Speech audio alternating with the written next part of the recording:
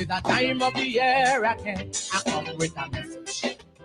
Some may not like this one, oh Lord, but I still gotta bring it. It may not be what you expected me to sing. I didn't sugarcoat it. Cause every year round I see the same damn thing happening. So I asked Father God above, oh, what should I sing about? He replied to me, Angela, my son, open your mouth. You tell me open it wide and don't be afraid. Tell them to stop put a gun calypso and watching at size and age. How long you singing calypso? Number one question they ask you know. Have you paid your dues enough, my child, to get on the big show? Is the songwriter an icon? Oh, a name well known. Or your producer is a classic. Or your Kaiso 10th well grown. So if you still want to sing your song each year, sing it. One day you go win it. Although it look like Kaiso is a who know you think on every lyric too frank you might lose it. So walk the road, Angela, walk. It's a hard long road to walk, Angela. Oh, walk the road. But one day you go wear the ground with a smile of faith and walk your road, walk your road, walk your road. This is about my experience with singing songs right here. On my calypso journey, I met a woman I call mother, a living Kaiso icon. We call her singing Sandra. I decided to ask her to teach me a thing or two, to show me the ways of the art form, lessons to guide me through. Mother put me sit down and start to tell me, Calypso was birthed from we ancestry. And it's true, Kaiso, our stories are told. Mother say it will never die and it can't get old. Oh, she tell me in 85 she remember they told Lil Marshall to go, that he too young to soca, to sing his sweet Kaiso. So he stood up strong and the battle along, victorious in every show. Who would have thought this day would come? We wouldn't soca king of the world. Mother tell me walk the road. It's a hard long road to walk, Angela. Mother said to walk the road. But one day you go wear the crown with a smile of faith and walk the road, walk the road.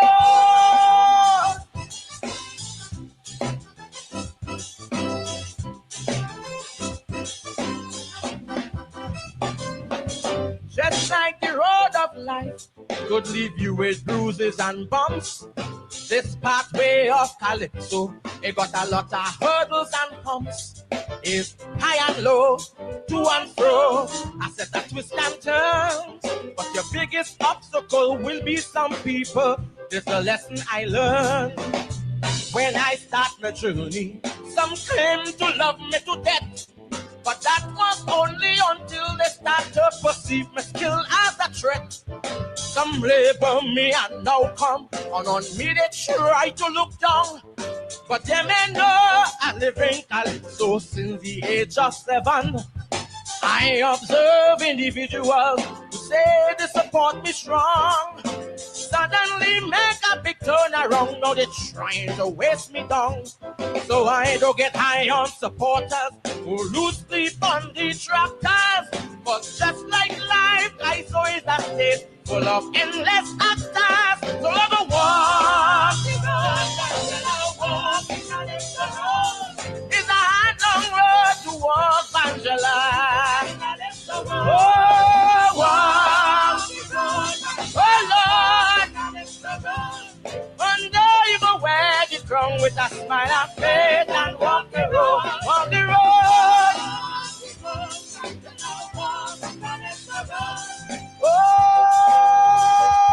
Oh, walk the road, take me down now.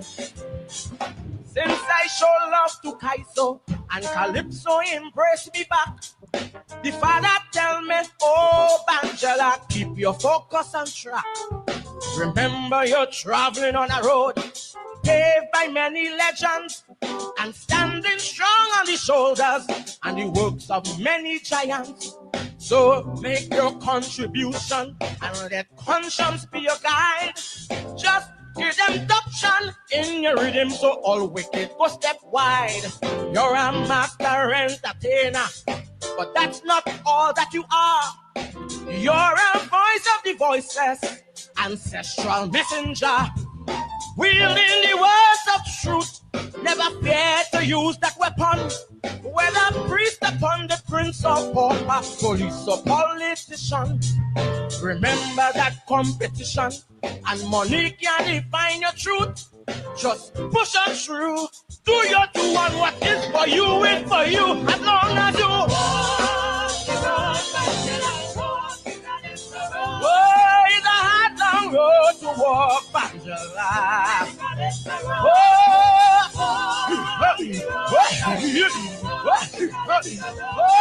one day you go wear the crown with a smile. I say, walk the road, walk the road, walk the road, walk the road, walk the road, walk the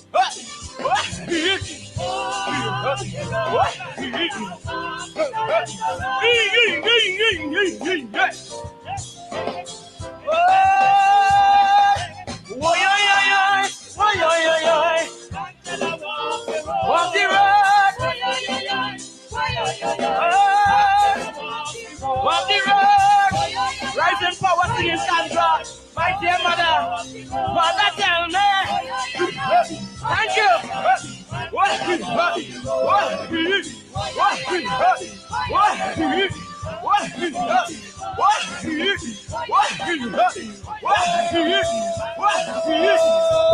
Marcella, you can't go just so. You can't go just so. Walk the road.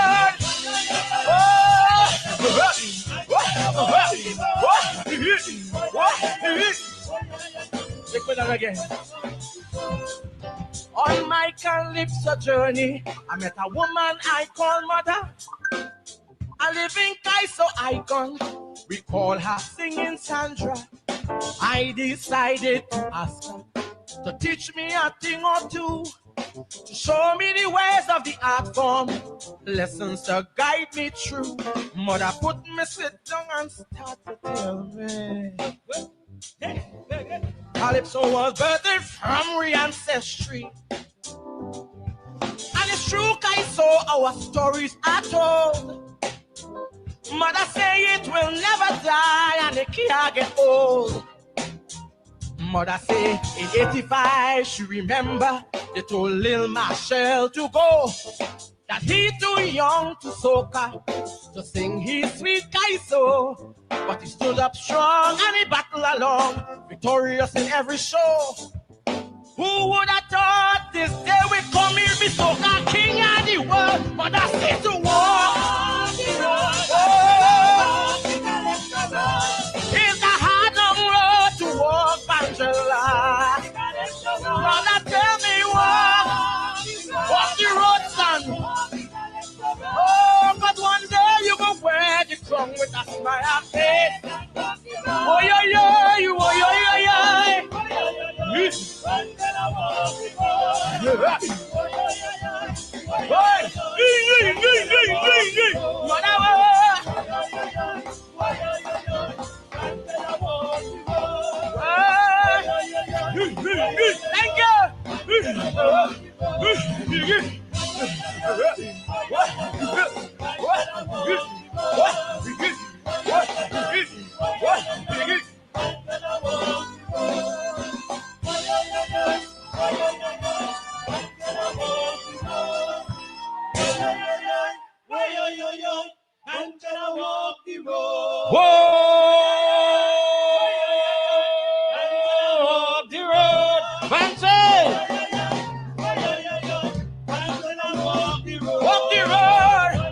you.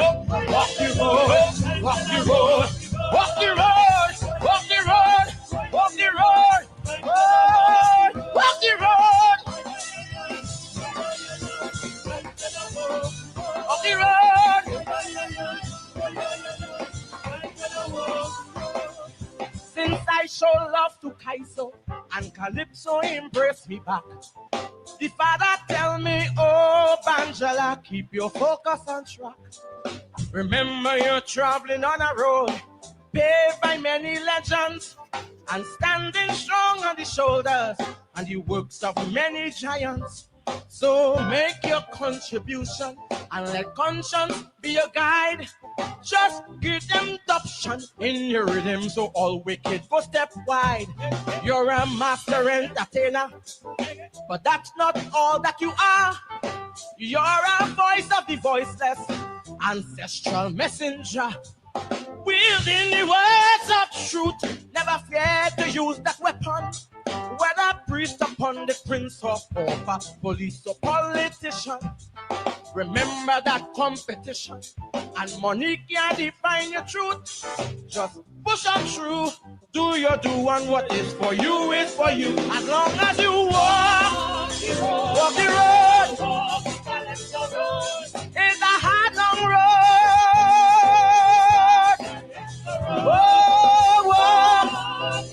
Oh yeah. And there you go where you come with a smile of faith. Oh yeah. Thank you, love on you.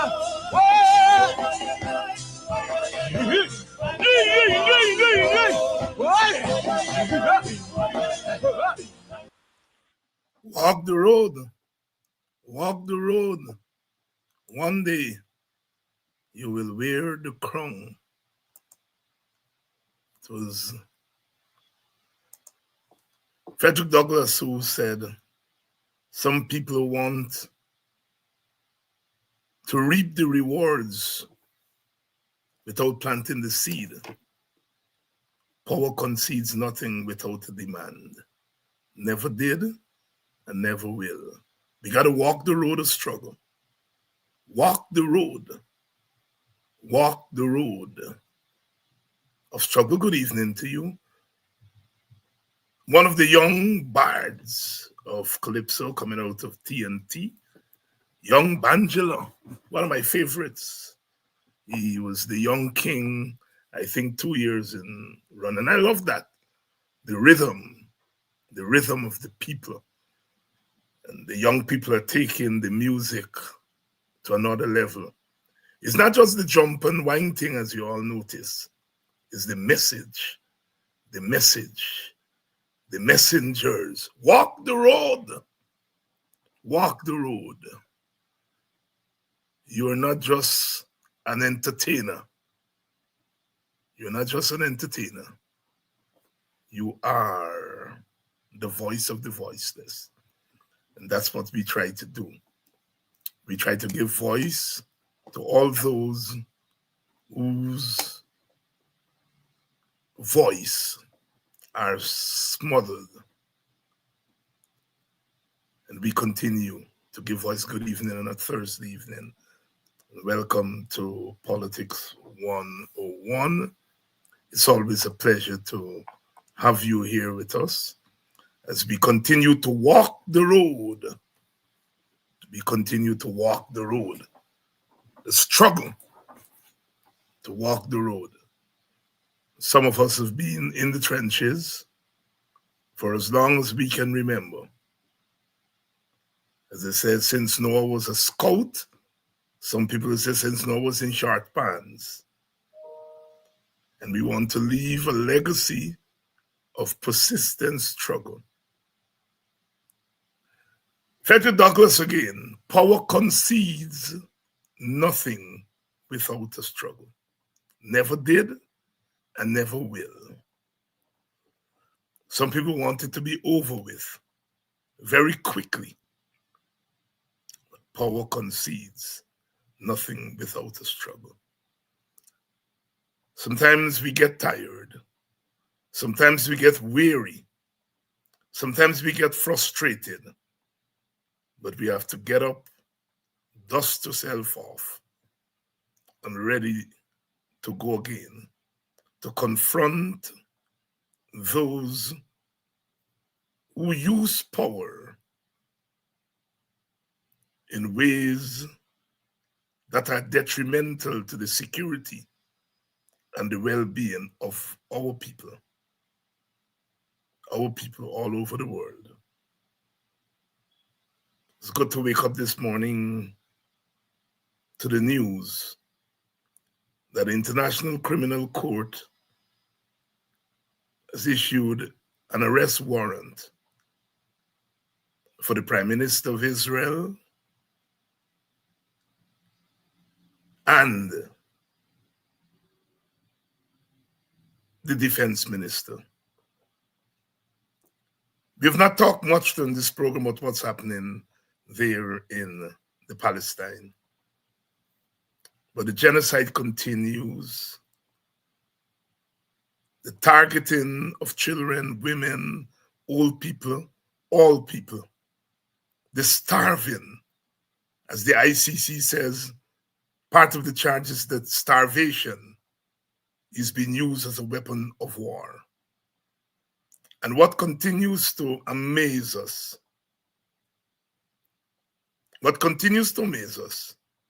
is the way in which the rest of the world, the rest of the powerful countries in the world are standing by and allow that atrocity to continue. History is not going to be kind to us. Guyana introduced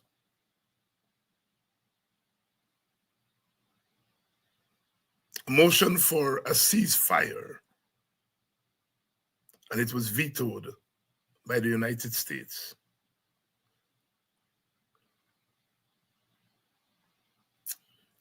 The Democrats have just lost an election,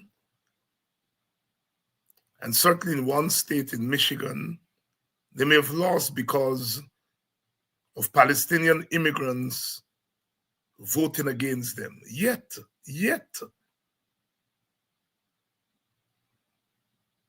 they have not learned, and they continue to prop up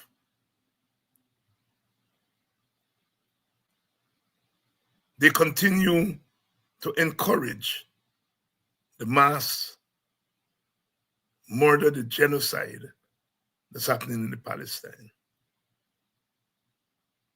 Our own Bob Marley said, so much trouble in the world, so much trouble in the world.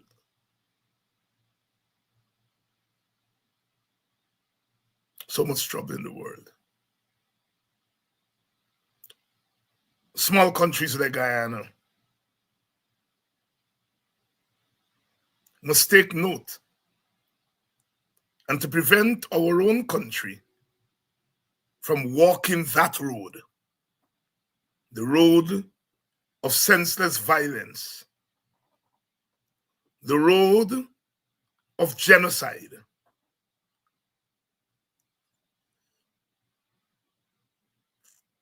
We have had our share. Hundreds of young, mainly Black men, murdered, disappeared, kidnapped under the PPP regime. And many in our country pretend that it didn't happen. We heard the Vice President last week disputing the numbers, suggesting that Nigel News said it's 1,200, and he's suggesting that it may be 300 or 200. Imagine that. No denial, disputing numbers of Black lives, young, beautiful Black lives, snuffed out by a regime that is intent on staying in power at all costs. At all costs.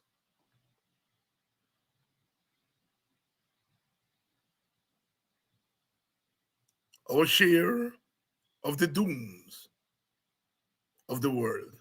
Good evening to you, wherever you're joining us from. Good evening, Dunsford, who's joining us from Mocha, Arcadia.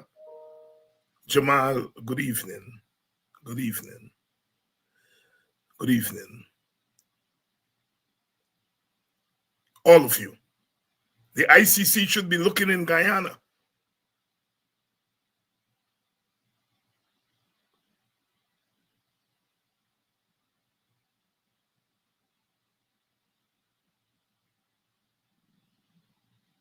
And to ask whether crimes against humanity have not taken place here.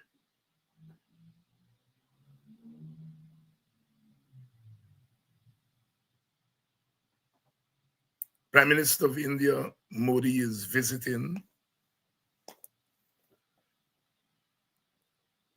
And today I didn't have a chance. I was, as they say, earning my daily bread today. Didn't have a time to follow what was going on. But I had a glimpse a couple of minutes ago as I was coming on to the program of Mr. Modi talking, lecturing to Guyana about democracy. And why we welcome Mr. Modi? Because he's the prime minister of a country from where half of our people came. It's their homeland. He's the prime minister of their homeland. We welcome him. He's the prime minister of one of the most powerful countries in the world.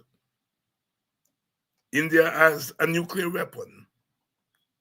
India has the second largest population in the world. Its IT industry is up there with any country in the world. And so there's a lot that we can benefit from, a better relationship with India. But Mr. Modi cannot lecture us about democracy. No doubt he's taking his talking points from the PPP. Mr. Modi has to deal with his own problems, just as we are dealing with our racial problems in Guyana. And we have to guard against racial dictatorship from the PPP. Mr. Modi has to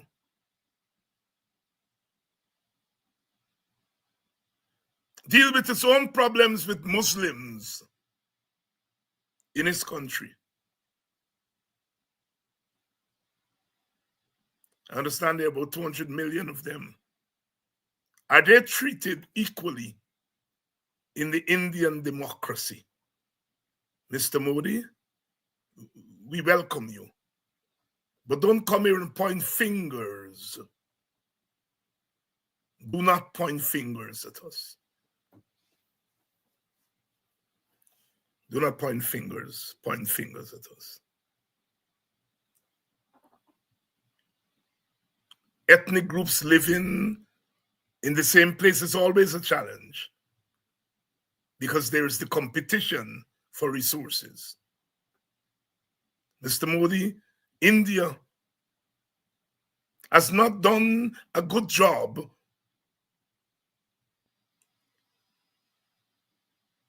at giving substantive democracy to non-Hindus.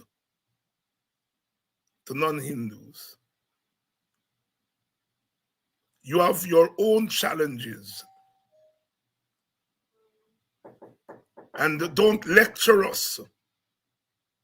Do not lecture us about democracy.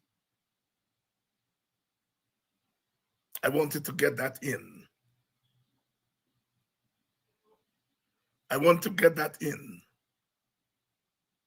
Good evening to all of you and welcome to Politics 101. As Mr. Modi came in, we had some young people at the airport, young Amerindian people, young black girls, young Indian girls,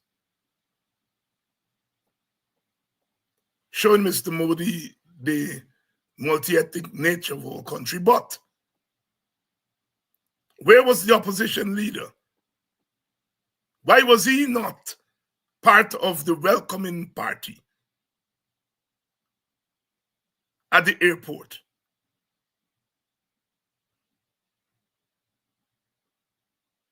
That omission says more about our country than the picture of little girls from the different ethnic groups. I understand that Mr. Modi has friends here, has friends in Guyana, but he has to be very careful that he does not come to Guyana and take sides.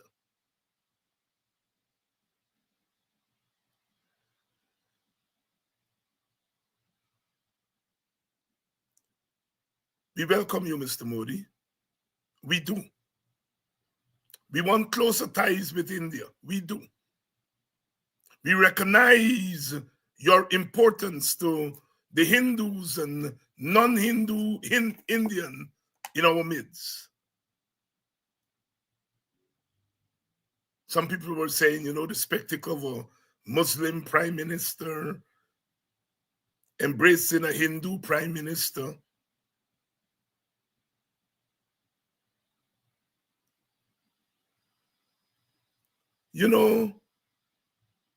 Muslims and Hindus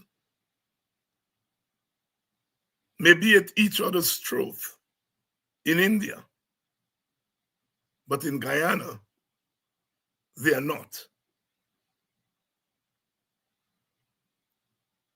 In Guyana, the Muslims and Hindus have become Indians, just as the Yorubas and Koromantis and Congo people who came across the Middle Passage, they became Africans in Guyana and the New World. In the same way, our Hindu and Muslim brothers and sisters in Guyana, they became Indian. And our Arawak and Waiwai and Wapishiana brothers and sisters have become Amerindians.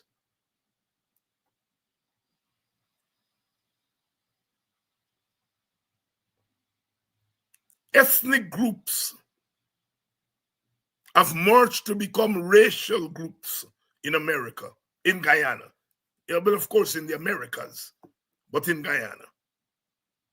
The ethnic Arawak and Wapishianas and Waiwai and all the other indigenous ethnic groups, they've merged together to become a racial group.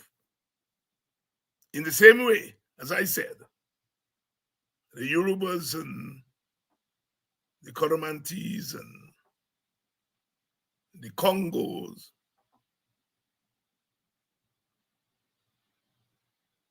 and all the African ethnic groups,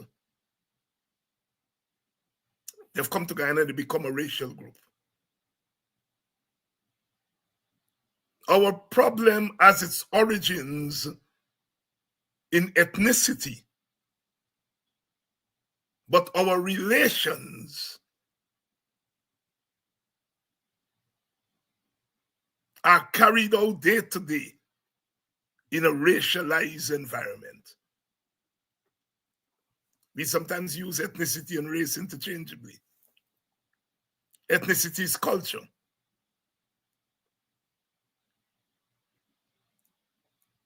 Race is political and economic.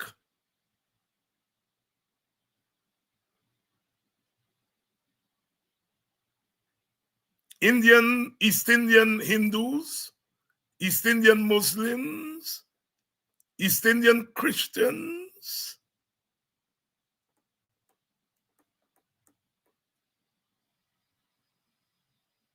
East Indian Madrasi,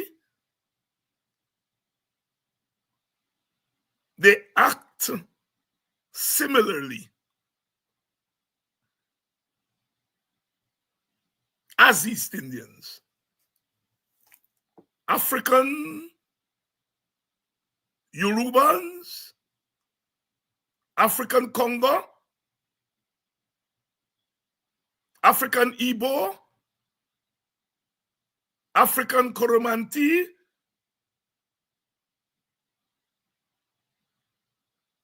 they become Mati. And they become black in Guyana.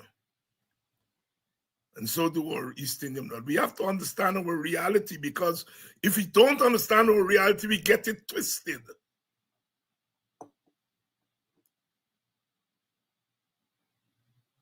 We get it twisted. Mr. Modi knows that we may have a Muslim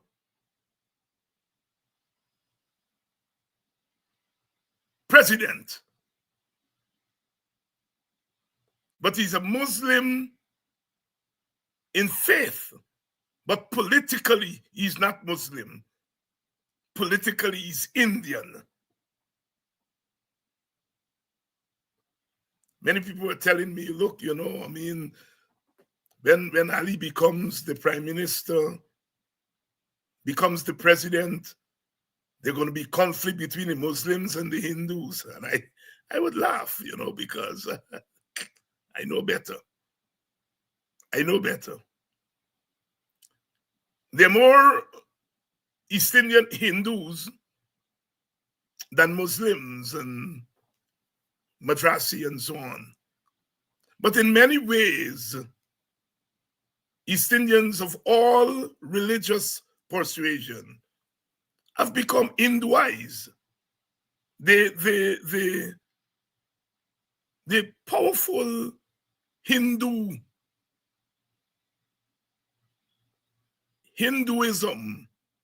the Hindufta,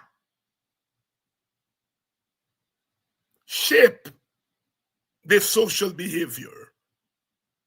I am not saying that Muslim and Hindu don't cosmati. I grew up as a small boy hearing when Hindu cuss full of man. You want to know who if it's the enemy they're talking about. So I'm not saying that they're not ethnic tensions, but those ethnic tensions are overridden by racial imperatives. They used to say in Trinidad, you know, the Muslims would vote PNM and the Hindus will vote for the opposition. But the day in 1995, when Pandey became prime minister, and we had the first Indian prime minister in Trinidad, all those Muslims who used to vote PNM became UNC.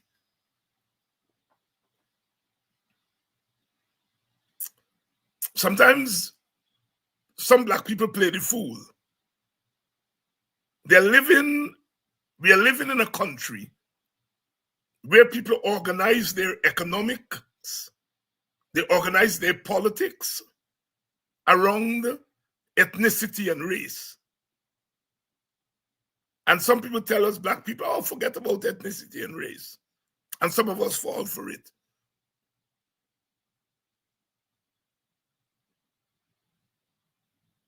You don't hear our indigenous people talking about Arawaks and Wapishiana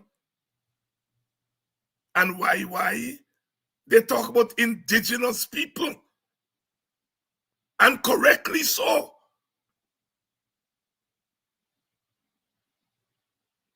You don't hear our Indian Guyanese brothers and sisters talking about Muslim Guyanese and Hindu Guyanese.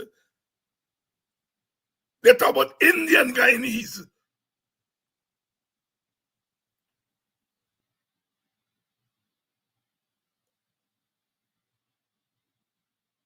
And Chinese don't talk about Cantonese and all the different ethnic Chinese that came, they talk about Chinese, and Portuguese talk about Portuguese. And people want Africans to talk maybe about class or some other thing. So we must talk about class and organize around class and organize around other things, while the other groups are organizing as ethno-racial groups. The most arrant nonsense I hear in Guyana come from some Black people, especially some Black leaders,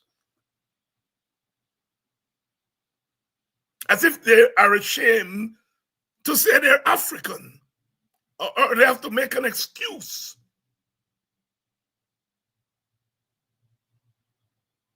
We cannot be organizing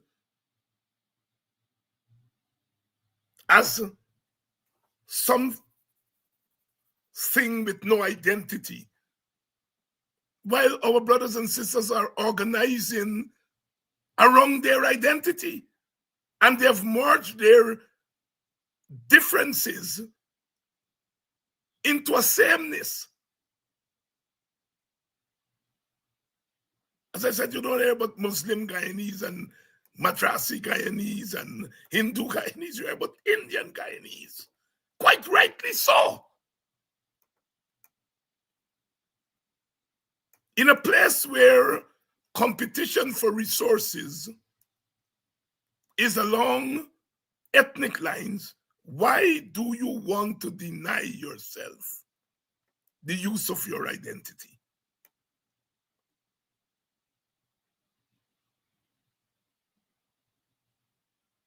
Dr. Jagan was a Marxist, a doctrinaire Marxist. You couldn't get more doctrinaire than Jagan as a Marxist. And he himself didn't talk much about race, but he understood the power of race. And he organized his Marxist party, his Communist party, around race. When he went into the Indian communities, he didn't say, sisters and brothers, I come to you as communists. He didn't call the people in Port Moran communists and Marxists. He was a Marxist and a communist who organized based on race. What else would he organize based on?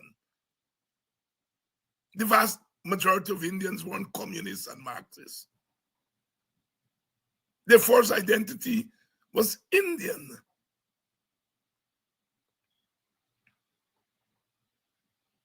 And yet people want we Africans to organize as other things rather than organize as Africans.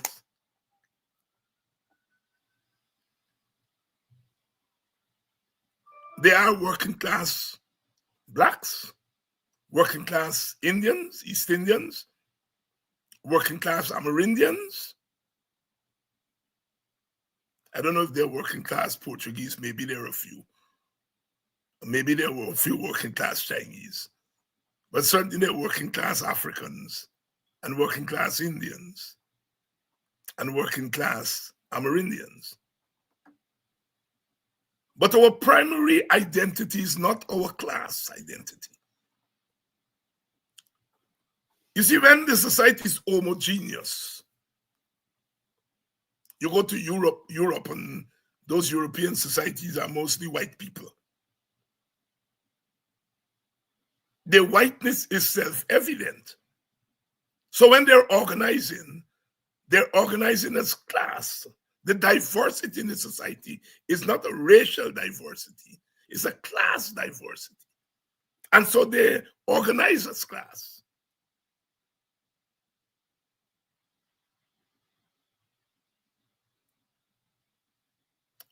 But we're making some headway. More and more of our leaders are learning to talk about other things plus their ethnicity. Nothing is wrong. All of us, most of us, who were products of the 1940s and 50s and 60s and 70s and 80s had some affinity to left-wing politics, Marxist politics, anti-imperialist politics. All of us.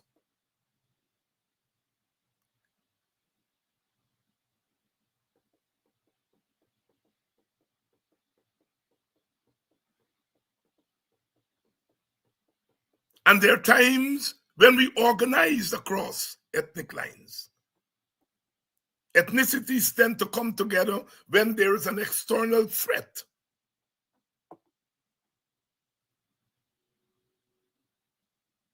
But when you look recently, when Maduro and the Venezuelans were bearing down, even that did not bring our ethnic groups together. So Guyana, for all intents and purposes, has become a more entrenched, ethnically divided society. I remember I used to have, in the early days when I met my late friend, Clarence Ellis, we used to have big arguments because Clarence was of the view that once we enlarge the economic pie, our racial conflicts and differences and tensions would go away. But then he changed that. He changed that long before he passed away. And if he were alive today, he would have said, I told you so. We get buko money. And instead of the oil money serve as an equalizer among our ethnic and our racial groups, it has increased the tension. Because the problem is about distribution.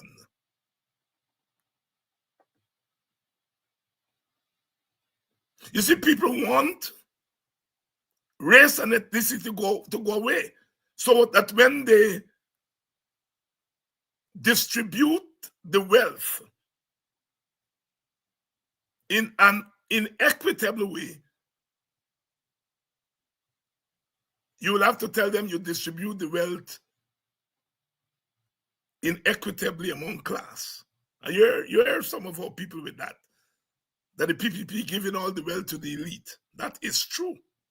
That is true, and the PPP don't mind you telling them that. What they mind is when you tell them they are not distributing it equally among the ethnic groups.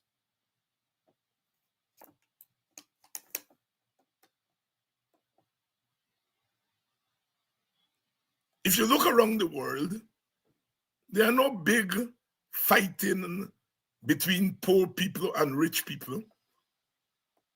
You don't have no big struggle around the world where the poor people are out in the street rallying around the rich people, against the rich people. No. You look around the world, there are right now over 150 active ethnic conflicts in the world.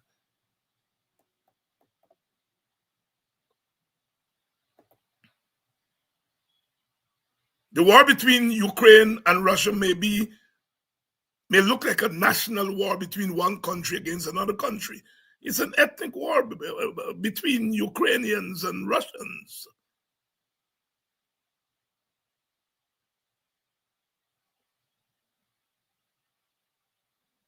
Jews in Israel are massacring Palestinians.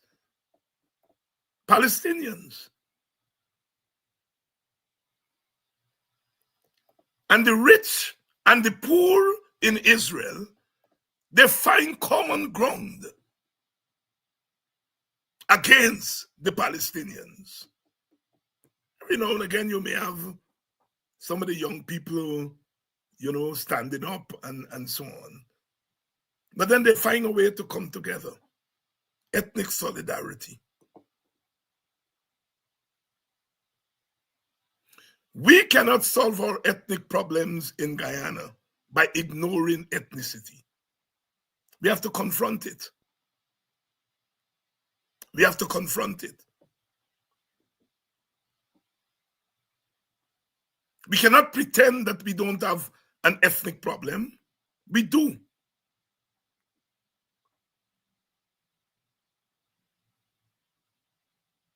We do. And we can confront that problem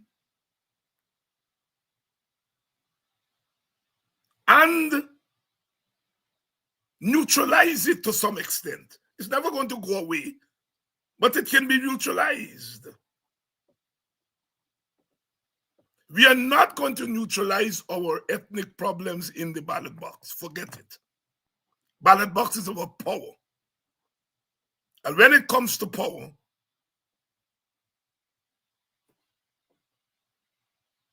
groups do not play around. When it comes to power, each group wants to secure the power as a defense against the other group. In Guyana, sometimes we try to solve our ethnic problems at the ballot box. It's not going to be solved there.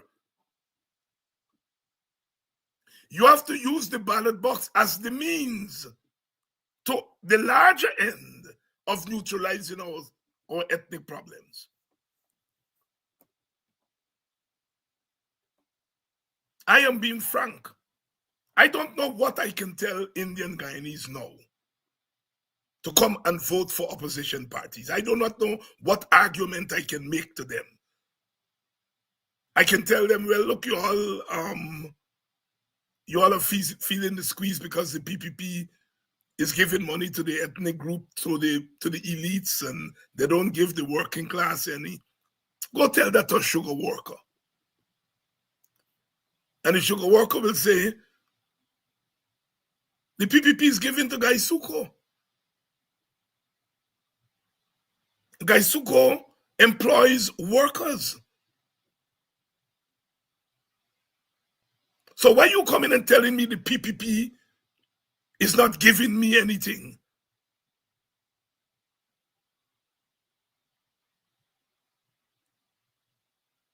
The vast majority of East Indian people are going to vote for the PPP until they have an incentive not to do so. The vast majority of African people will vote for the PNC or the opposition unless they have an incentive not to do so.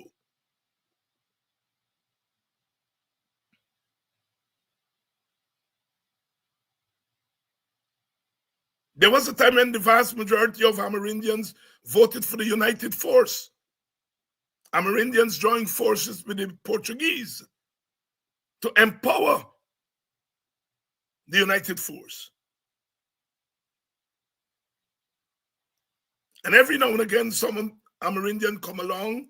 Hardy once came along and he got some votes from them, and Schumann came along, he got some votes for them and go and give it to the PPP.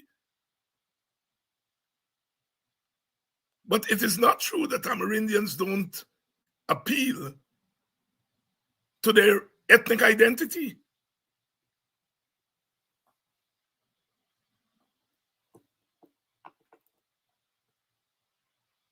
Sisters and brothers, we have to confront our demons. And we Africans play around too much with our identity. We are ashamed of our identity. We feel that,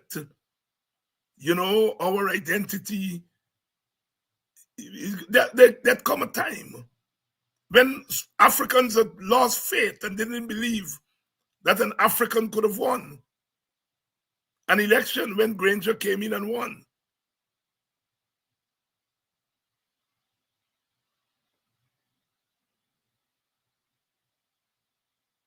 In a winner-take-all system, you have to have alliances, not crossover votes.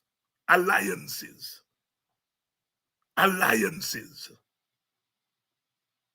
Alliances between the majority of Africans, a minority of Indians, a minority of Amerindians,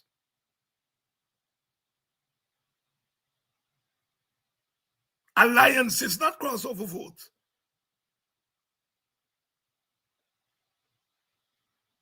Not crossover votes. As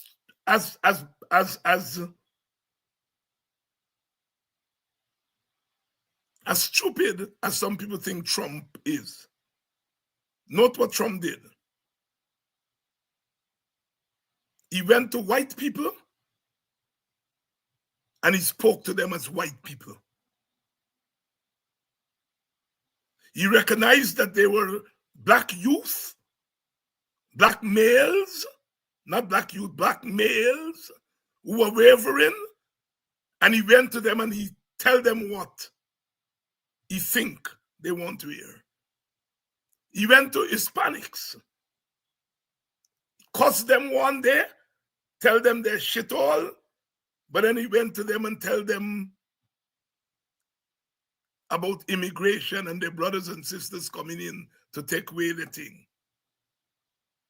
Then he went to the so-called ethnic white workers. And he gave them and he was as stupid as he is. He spoke to each group as a group. Trump didn't have no big universal message. He told white women, I am going to defend you. White women.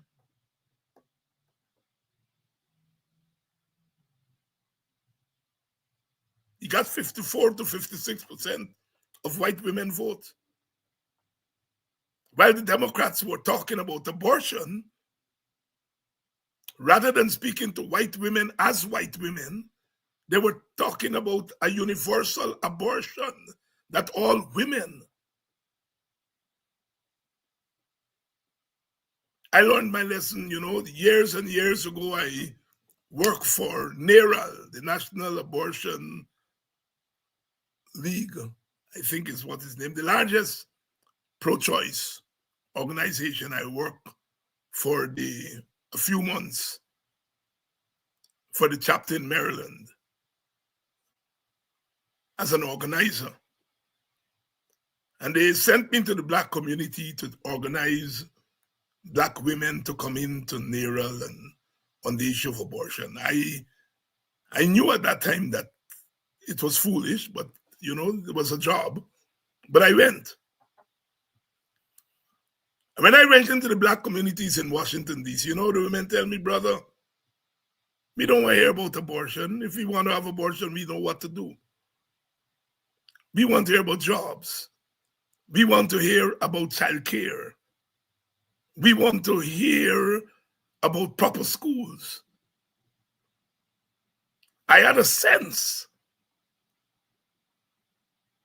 but it was proven to me, and I eventually left the job because I couldn't go to black people, black women, and telling them about abortion when they live in rundown apartments, when their children are caught up in violence, crack, when the large American establishment is damaging their communities with war on drugs, and I am going there to tell them about abortion.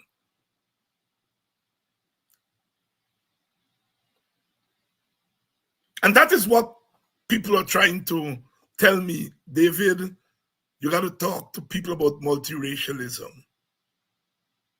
Why am I going to Golden Grove? Who bury Quindon Bacchus about 2 years ago, shot like a dog by the police. And they look up the road and they see Boston shot like a dog in his bed. And the Henry boys killed for sacrifice. And I am going to have to tell those people about multiracialism. I got to be a damn fool.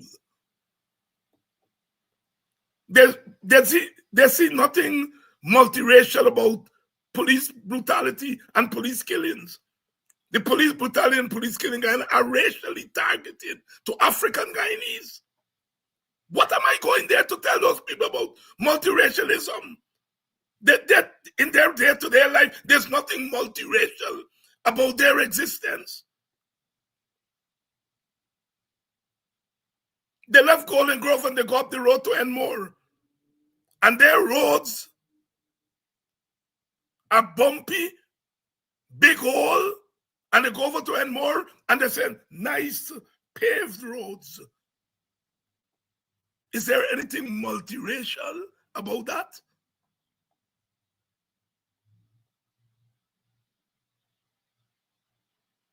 Now they're doing roads in the black communities.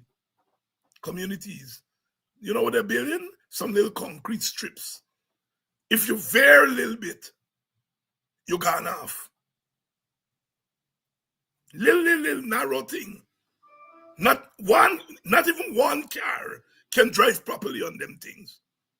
And they tell us they're building beautiful roads in the black community. Roads? They're building some concrete strips. And people are telling me I must go and talk to black people about multiracialism. I must preach multiracialism. Multiracialism is an ideal.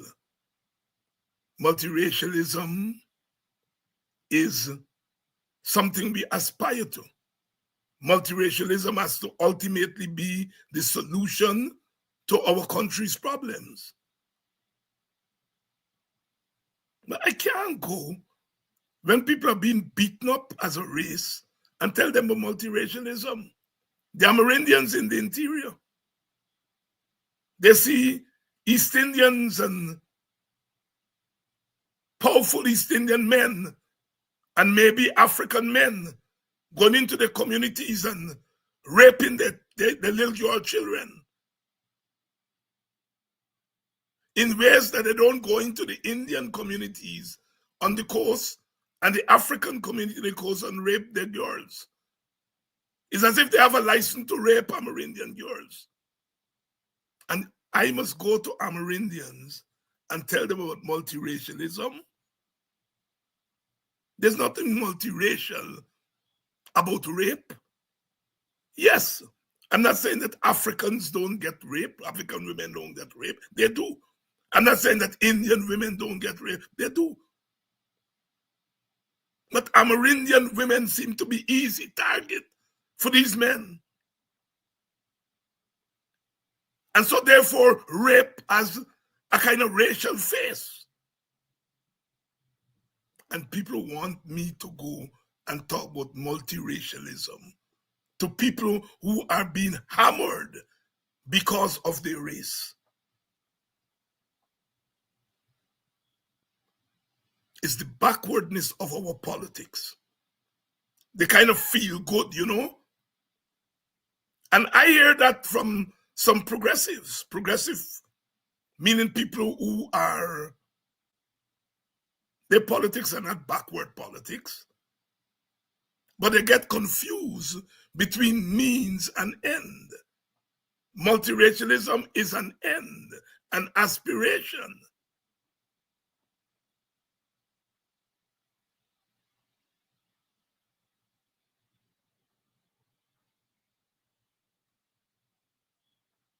Women of all races face challenges in Guyana. Of all races face challenges in Guyana. But the women in each ethnic group face those challenges differently. As I said, Amerindian women seem to be easy target for rape. Black women now are easy targets for men of other ethnicities going into our community and dangling money before black women, turning them into harlots and prostitutes. Are we going to make some Douglas children? Well, if an Indian man loves the black woman and they get married and make the Douglas children, more power. But if you are going into those communities as an Indian man with plenty money, using your power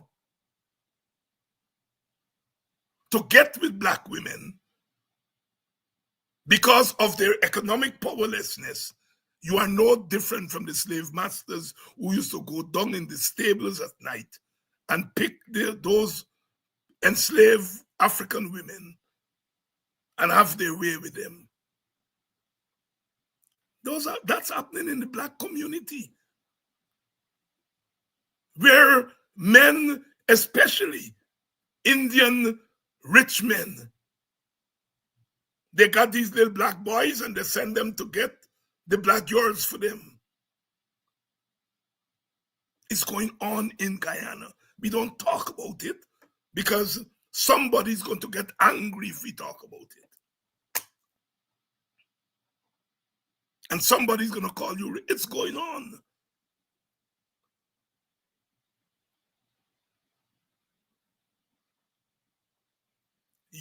Young black boys in Guyana play their music loud, but they can't go at an Indian-owned gas station and play no loud music. They can't. But I've sat in my village, Buxton, and I see the Indian boys come, the music 10 times louder than them little black boys. And they come and they carry on at that gas station.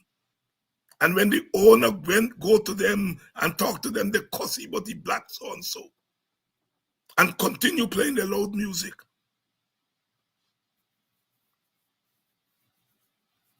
It's a sense of power, a sense of triumphalism, where the PPP is socializing young Indian boys. They give them contracts and they get plenty money, and they're being socialized to believe that they run things. In the old days, they used to say, well, it's black men used to go and take advantage of Indian women, and black men were this, and black police was this, and black soldier, the black police, them, as you all know, they're working for Indian overlords now.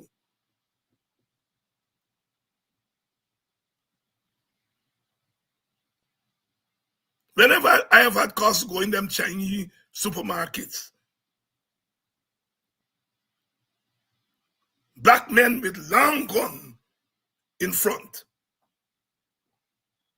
You go inside, Indian girls climbing up and packing. And the Chinese woman and the Chinese man, they're the cash register. You don't see black girls and black boys at the cash register. Chinese man and Chinese woman at the cash register. Them Indian girls, they're doing the packing, their thing, and the black men with long gun in front.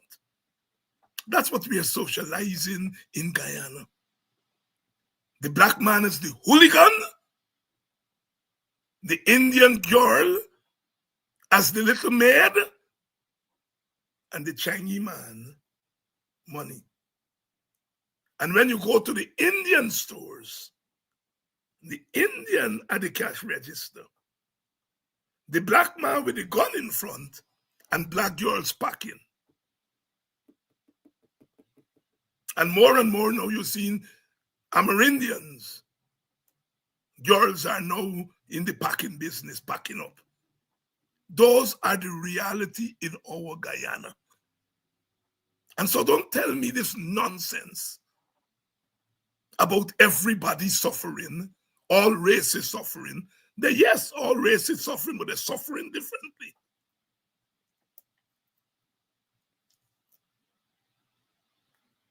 you're a little boy, black boy, you're running around,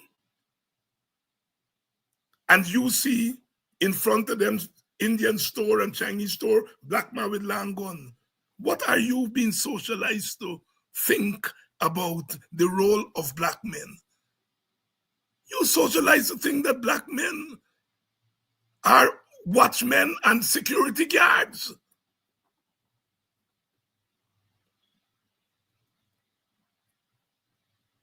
I have heard little black boys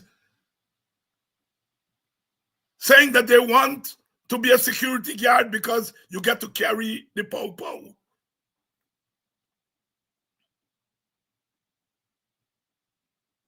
We are in a society that is riveted by racial discrimination and racial hierarchy.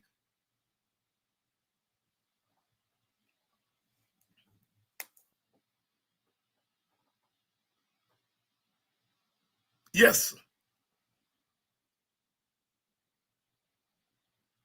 the vast majority of Indians are not rich, stinking rich. The vast majority of Indians don't own big stores and so on. That is true. But if you're an Indian child, you look up and you see an Indian man with money. You see an Indian male with status. That's what you are going to aspire to become. And Africans, we get one and in between a black businessman who's doing well. But that's not the dominant group. When black youngsters look around, what they see are black men doing the Jankila work.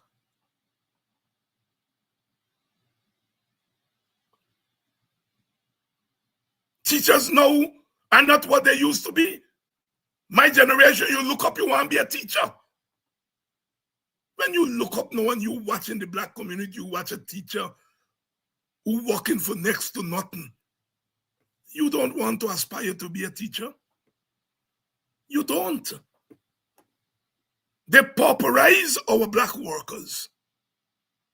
And so our young people are not aspiring to become teachers anymore. They rather go and hustle.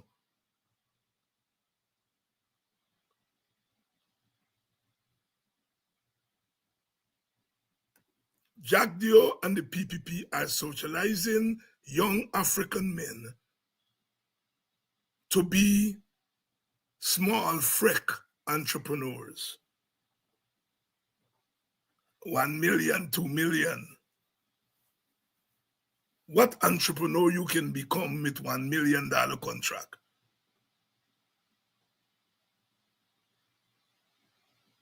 They're socializing young African men to become small timers. Not big timers, small timers. This is the reality that we are facing in Guyana. And we have got to aspire to leveling the playing field. So that the Indian child, the Amerindian child, the African child can see role models in their communities. Role models who are achieving.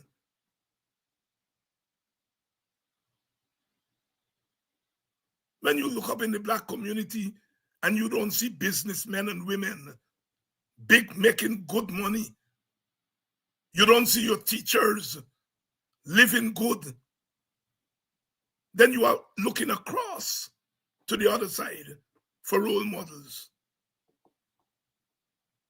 Black people, I can only talk to you all. I mean, I can attempt to speak to Indians and Amerindians, and they have a right to tell me, go to hell. You don't belong to us. And I will have to say, accept and bless. But you all can't tell me I don't belong to all you. And so I have to talk to you all. We have to have a revolution in our thinking. In the 1960s, Kwajana and Asquith launched the Cultural Revolution. We have to launch another cultural revolution in the Black community to reorient our thinking and our priorities. I'm a political person, but I will tell you all, politics have their limits. You can't go and build a house with politics.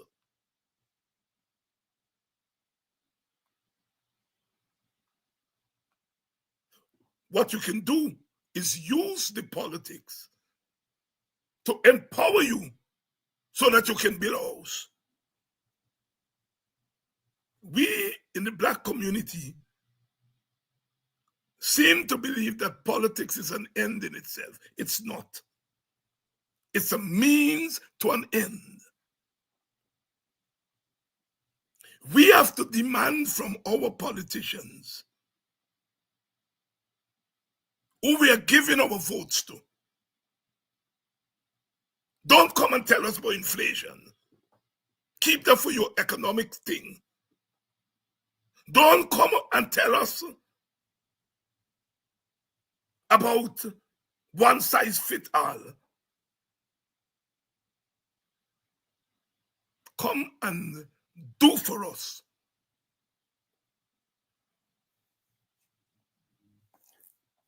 I fought against Burnham. But Black people, and many of us know that Burnham was not 3 cents man. He didn't manage power in a democratic way. Some of us felt that way. That is why we struggled against him. But there are still things that African people can look at and said, Burnham did this for us.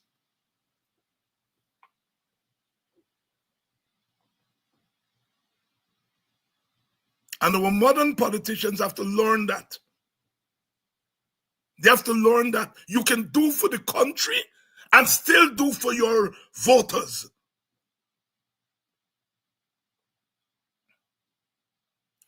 You can do for your voters, your supporters. You don't have to discriminate against other supporters to do for your supporters. The PPP is doing for their supporters. Where I have a problem with them and where we should have a problem with them is that they're discriminating against others to do for their supporters. And I am saying to our leaders, do for your supporters, but don't discriminate against other groups. There's a way you can do for your supporters without discriminating against other groups. That's the PPP playbook. They're doing for their supporters, but in the process, they're discriminating against other groups. And you can do for your people without discriminating against other people.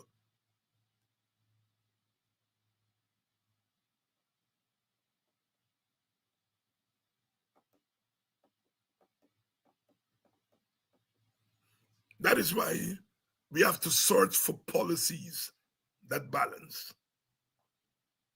When we came up with the cash transfer policy, it was aimed at empowering our supporters who are poor and need an injection of funds.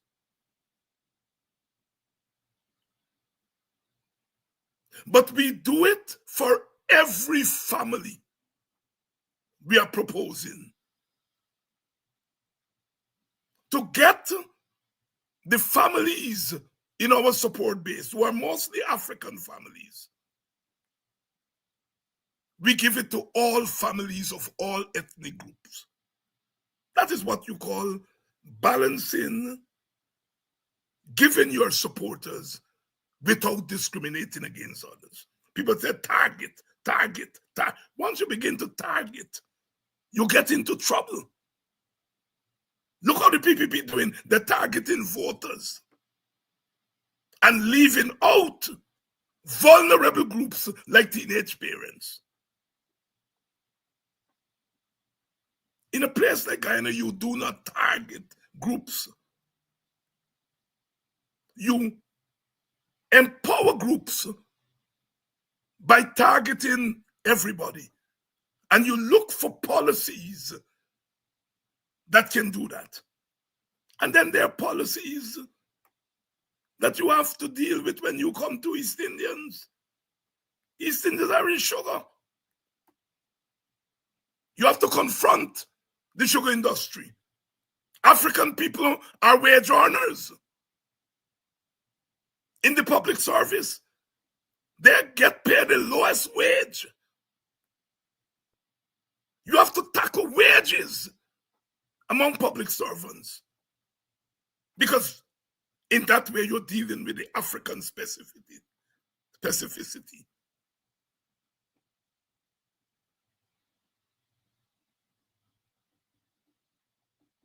Look where the PPP has gotten with sugar. What the PPP wants to do is to keep Indian people working in sugar as cane cutters all their life. All their life. When the world has moved on from cane cutting, the world has moved on. We live in a mechanized world. But they are holding on to the old way to keep Indian people as cane cutters. Because if they keep them as cane cutters, they're dependent on subsidy from the government. They don't want to modernize Gaisuko. Because if you modernize Gaisuko, you have to raise the cane cutter from a cane cutter to a mechanic man, to a man or a woman who's dealing with computers. Digitalization. But so long as you have Gaisuko there, depending on cane harvesting with a cutlass, you are keeping a whole section of the Indian population. You're keeping them there on the sugar estate as low skill workers. That's why they're not holding on to Gaisuko to help Indians. Yes, they're putting money in Indian people's pocket in the short run. But in the long run, their political payback is that those people will remain there as low-skilled workers who are loyal to them. And they want to get black people like that.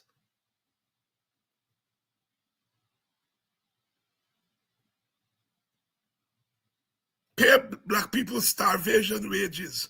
Pay teachers, public servants starvation wages. So the male teacher will leave the teaching job, as most of them do, and go on the road hustling, gone in the bush, risking their lives. Some Indian teachers have said they make more money doing other things other than teaching. So you deplete the teaching profession of some of our better graduates. And so you turn our education system into a dumbed-down system.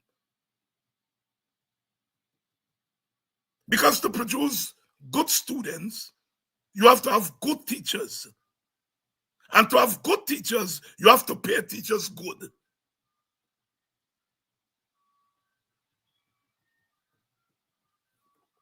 The grand plan of the PPP is to keep our people in the Stone Age, and to keep our people pliant, compliant. Look at how that man who cannot even put words together sit down there like a chibat, talking down to engineers who are 100 times brighter than he. And they're taking it. Not one of those engineers had the courage to say, keep your so-and-so work. You cannot speak to me like that. I'm a proud black man. Of course, they will say it's easy for me to say that. You come and claim that you's a strong man. You put in thing right when you create the problem. You get your chosen people who you give contract. And then you come and tell them you're going to terminate the contract in 4 months. They have a right to take you to court. In the first place, if you give a contract, why the hell you giving him the money up front? Why you don't give him some money to start the project? And as he finishes part, you give him another part. You give him money up front because you are buying him. You are bribing him. And if you bribing he is not going to give you any quality work. And then you come and sit down there as if you don't know what you do.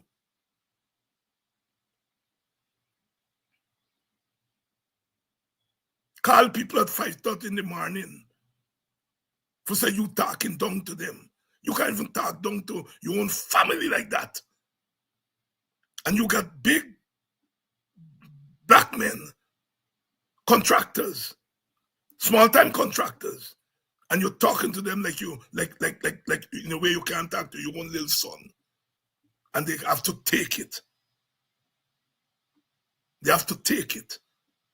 Black people, all you got to change the way you are thinking. Because those of you who are selling your black souls, I am going to lead a movement that will ostracize you all from the black community when the PPP has gone from office.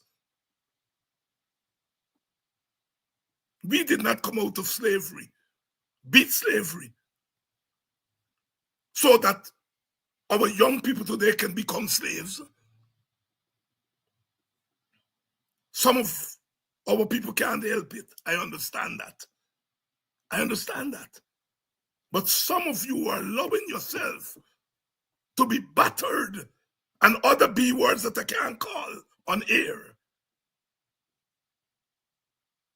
When you all are finished and the PPP is out of, you all better go with them. Don't come back into our communities. You all are bad news and bad examples.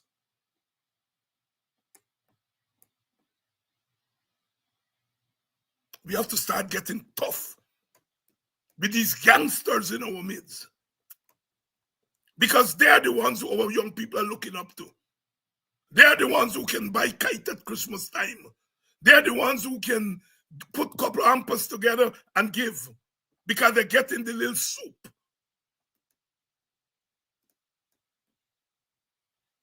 So this coming period, this election is very important. It's not just about getting rid of the PPP and putting in a government that is amenable and that is less criminalized, but it's also an election for black people to examine themselves.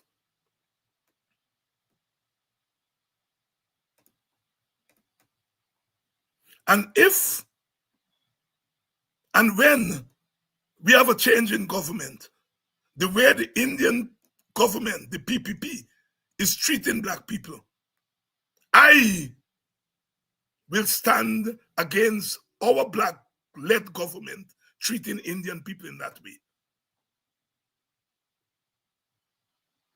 I would not be part of a government that treat Indian and Amerindian people the way the PPP is treating black people and Amerindian people. We have to respect people's dignity. And one thing you can say about Granger, he did not lead a government that disrespected Indians or Amerindians. In fact, some of the costs Granger get is that they say he spent too much time among Amerindians. He did not lead a government that disrespect Indian people and Amerindian people. But the PPP is proud to lead a government that disrespects black people and disrespect Indian people under the guise of giving them a penny.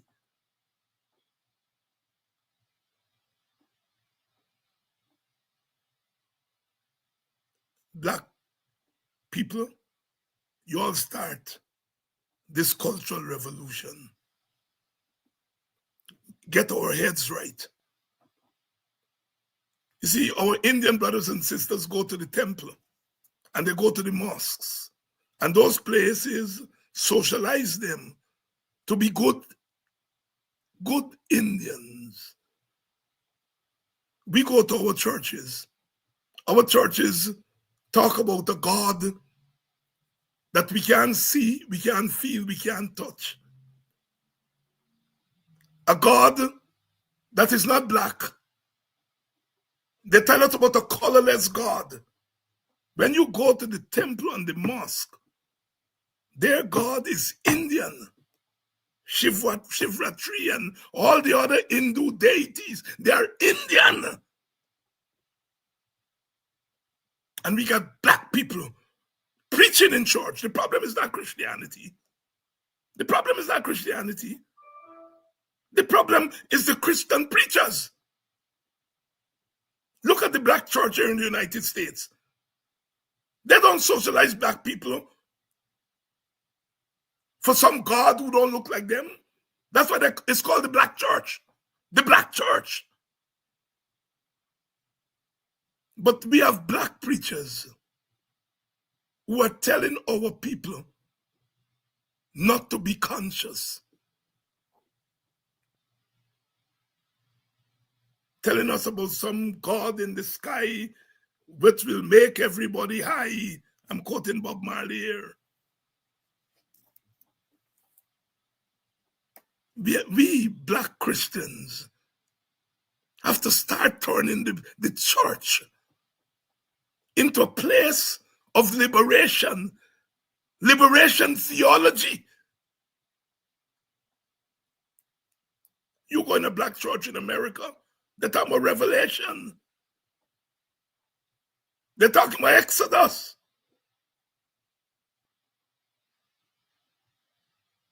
They're talking about the beloved community. And our black preachers are preaching about a God that we can't imagine. Whenever I go in church, when I go for a funeral or go to church, I pay close attention to sermons. And yes, there's some young preachers who are trying, but a lot of them, their sermons have no relationship to people's lives.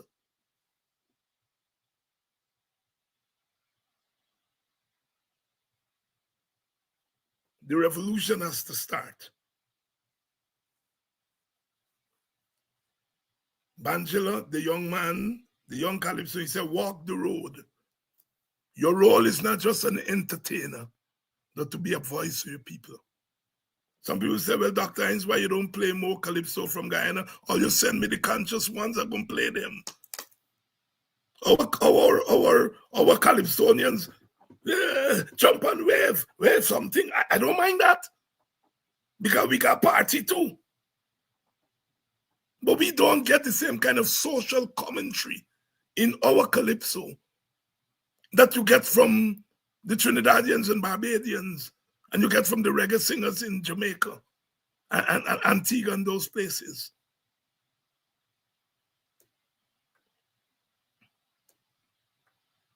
The revolution in our thinking has to change.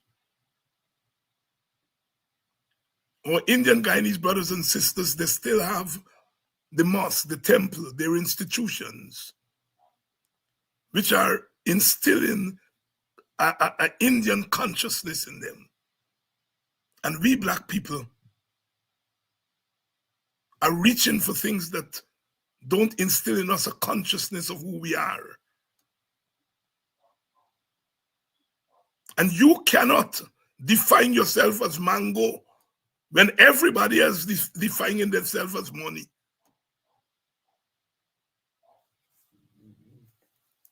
I don't want to create black capitalists, but I rather create 1,000 black entrepreneurs and 20 of them become capitalists. I don't like black capitalists, whatever that means. You know, people who make money just to, you know, be like a chibat on their own people. But I'm for black entrepreneurship. And I rather create 1,000 black entrepreneurs and risk 20 of them becoming capitalists. At least the next 980 are going to be entrepreneurs who are making money to help their families and their communities. Because a business is not just an individual construct. Businesses must be a social and community construct. A business or businesses in a community must lift the money circulation in the community. Not just, I get a business and I'm rich. That is what I mean by black capitalism. First thing, black and capitalism don't go together. Black and entrepreneurship.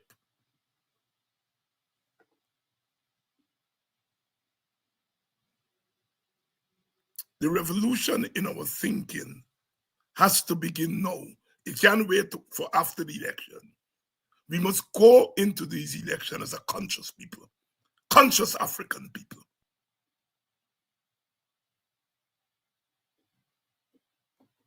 So that we can take our place alongside our Indian, Chinese, Portuguese, and Amerindian brothers and sisters as an equal people. If you're equal, you can't take your eyes and pass people, and you won't let people take their eyes and pass you. Right now, black people encouraging I pass from all angles.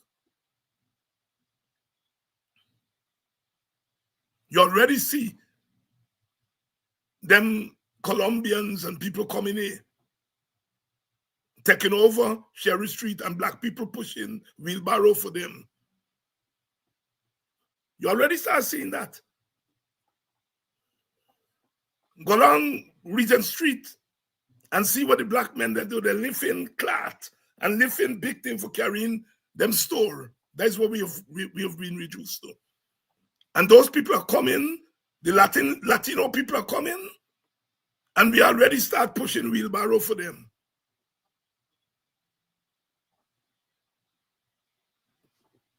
Consciousness to recognize that you're in a society where there's racial competition. And nothing is wrong with racial competition once it's not done in a racist way. Groups compete for resources. But black people have taken themselves out of the competition and are settling to be hustlers.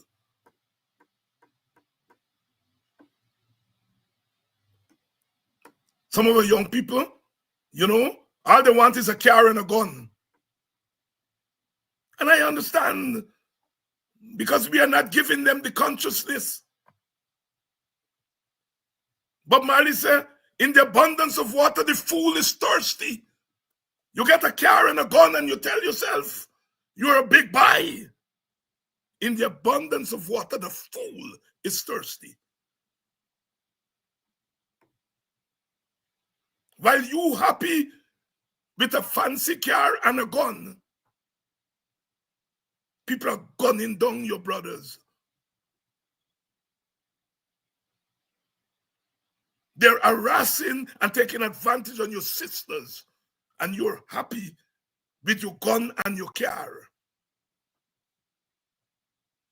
You're happy to take your little sisters and deliver them to Indian bourgeoisie men.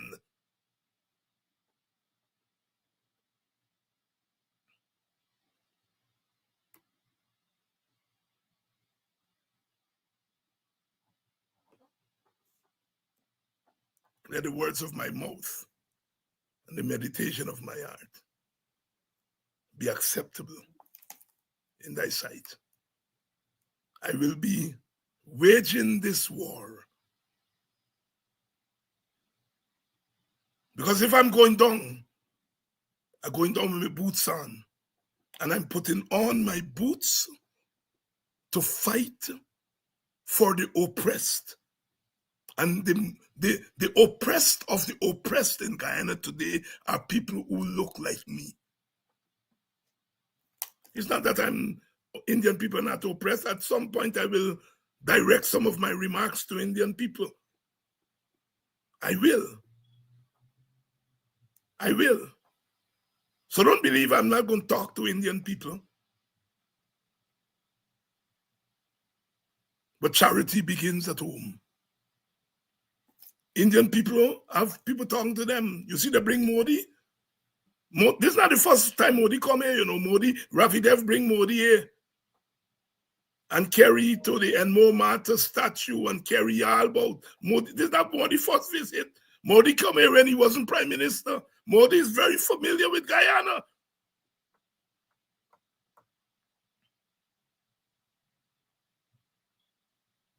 Modi is not the first time Modi come here. Modi was here in the year 2000. Ravi Dev they bring he.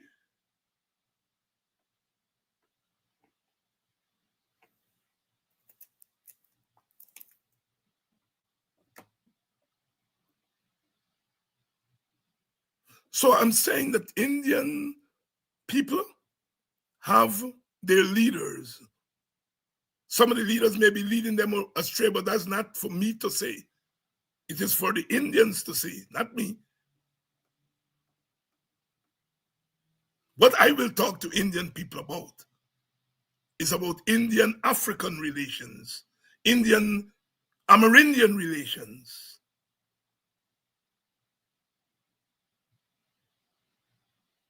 We got to live in this country together. We got to share it. And insofar as Jack Dio and them saying they're not sharing, they're cussing me and cussing the opposition for wanting to share. The WPA is setting a trap for me. And the next thing they will tell us is about a national government. He's against national government. He's against sharing. I am saying I don't want Guyana for black people alone. I don't. If I want to live in a country where black people, I'll go to Africa.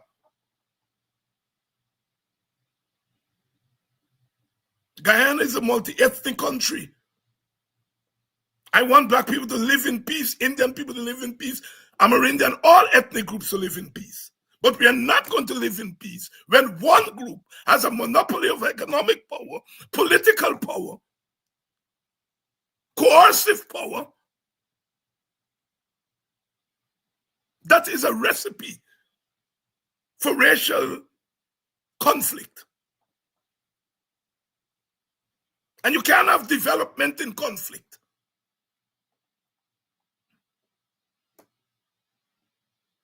So we have to right the wrongs. No.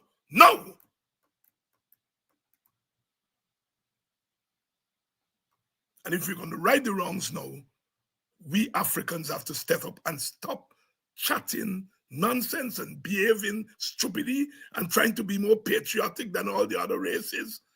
We're always, when it's time to sing the national anthem, we stand up more straight than everybody else. I'm not saying that we should not be patriotic.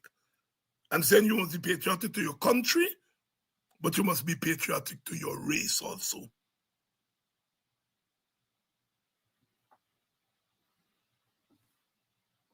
It is not what it is. It will be what it should be. What it should be. The words of my mouth and the meditation of my heart be acceptable in thy sight here tonight. If you hear that, black is beautiful. cross. It's the texture of God. Lift your head like me. You got to wear your cross.